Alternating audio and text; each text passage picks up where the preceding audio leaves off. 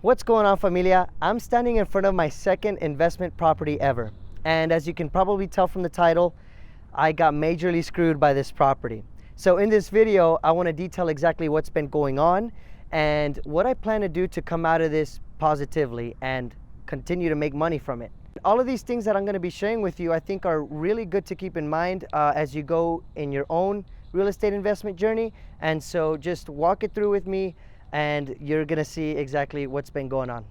All right, but one thing I do want to mention before we go inside is the tenants left. Okay, I planned on the tenants staying even after I acquired the property. I was just gonna inherit these tenants and they were gonna continue to pay the monthly rent, but they got laid off from their job and there's no reason for them to stay here if there's not gonna be any work.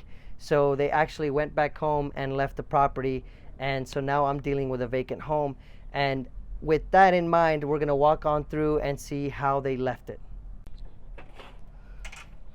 So we've already done work to the property. We're in the process of painting all of these walls the same standard color that I have for the rest of my properties. And then as we walk in here, you can see that we patched up something on the ceiling there. This piece of sheetrock right here was already there, but it was just sitting there. There was no mud around it, so we're actually going in, putting in mud and blending it in with the rest of the ceiling. So we're not done there yet, but we will soon. And then as you walk into the kitchen, you see my lovely wife. How are you, babe? Hey. Say hi to YouTube. How did they leave the kitchen? Don't ask me. Pretty nasty? Never So they left a lot of stuff in the kitchen still. It's like as if they didn't really care. They just left everything. Yeah. And keep in mind though, a lot of the stuff that we're seeing throughout the property was already like that when those tenants had moved in. So a lot of that stuff didn't even have to do with the tenants, but it's just that the tenants were okay with living in a property like this, that they just left it alone. And so now we're having to come in here and fix everything after they left, because I don't want to rent it out to someone else the way it is right now. Like, oh look. What, babe? What happened? I found a cup for me. Oh, look at that. It's got your first name initial. Nice. Okay, guys. Let's continue to walk on over here to the master bedroom, because this one has the bathroom in it. So we painted this whole room already. There was a hole in that wall that we weren't able to tell that was a hole because there was a bed frame covering that, and so we had to come in with sheetrock, put that in there, and we're in the process of blending that in right now as well. You can see all the dust on the floor. But yeah, we painted this room gray. It was blue before. You can actually still see it in the ceiling. They're overspray, and we're gonna fix that pretty soon, so it's gonna look really clean. We also decided to put like these baseboards on the floor, and that makes it look a lot cleaner too. As you walk in here into the master bathroom, it's an awful blue as well. Look at that. I do not like that at all. And over here there was a big problem with the shower ceiling, and we got that fixed, put waterproof sheetrock on there, and well, the contractor decided to texture it that way. I would have done it a different way, but that's what he decided to do, and I'm okay with, I guess.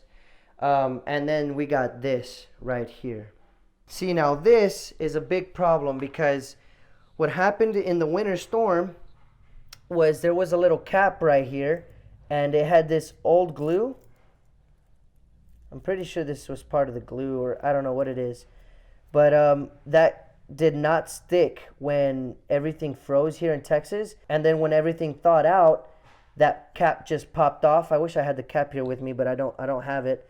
But the cap popped off and the water was running, so it was just spewing out water from here, and it caused like a whole like flood in the bathroom.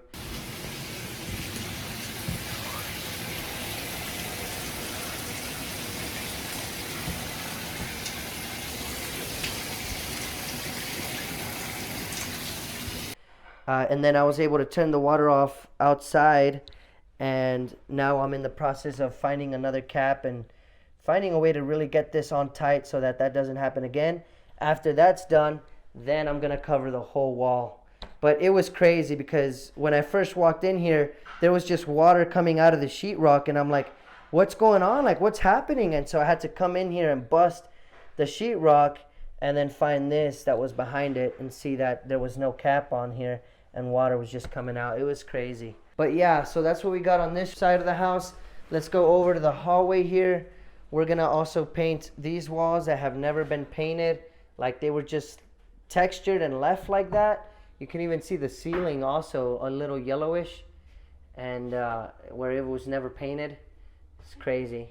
And then you got this bathroom where you got a weird mirror, only one light bulb, nothing on the top there for the electrical where another light can go, and also an awful blue color, which we're gonna change.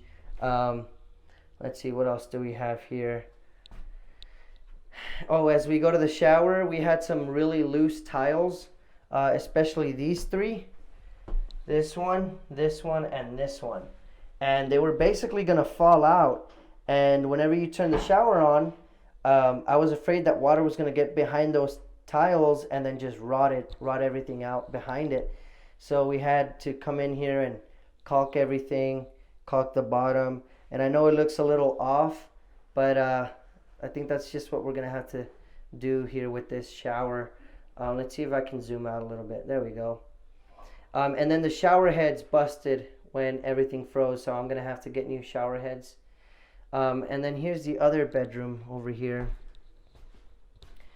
Yeah, we also put baseboards on this bedroom and also painted the walls. We're also gonna paint the ceiling because we just want everything uniform. So we're gonna go ahead and paint the ceiling right now. It's like a tannish peach color, and so we're gonna change it to white. That's what we got going on so far, guys. Okay, so we obviously got screwed in a couple ways here. Number one was the fact that the tenants left right as I acquired the property. So I have actually not even gotten a single rent check from this property yet. And I knew that going in that it was gonna be a risk. I was actually told by the seller that these workers were only here for a time and that they didn't know when it was that they were gonna go back home. And so that could have been at any time. And I decided to proceed with the purchase of this property, knowing that risk. But you know, like most of me actually thought that they were gonna continue to work here and that it wasn't gonna be a big deal. And lo and behold, they left before I even was able to get the first rent payment. And then the second thing is that, you know, we had a little flood in the master bathroom. And also the fact that this whole house was in pretty bad shape, and I was basically just banking on the fact that the tenants would continue to be here so that they could pay the rent. And with the extra cash flow that I had, I was gonna be able to use that to fix the property slowly but surely. Now that that's all gone, I kind of have to shell out a little bit more out of my own pocket to be able to make this deal work. And you could think that's funny, you could think that's sad. It doesn't really matter. To me, I knew this inherent risk going in, and now I'm able to just react to it and be able to come out of this, you know, cash positive. All of these things are minor things for the property, you know, paint, fixing up holes, you know, having to deal with that little plumbing issue. All of that is stuff that I can get fixed and that I can get done.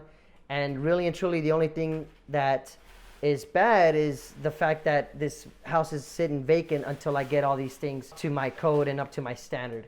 And then once all that is done, I'm gonna be able to rent the property back out. So I hope you guys enjoyed the whole walkthrough and me explaining and detailing to you exactly what's been going wrong with this property and how I expect to fix it. In fact, we're fixing some of those things right now as we speak.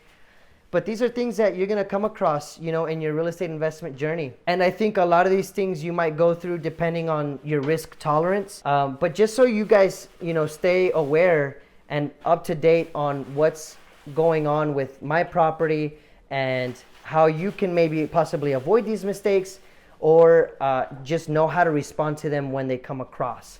So thank you guys again so much for watching. Don't forget to like and subscribe. We'll catch you guys in the next video.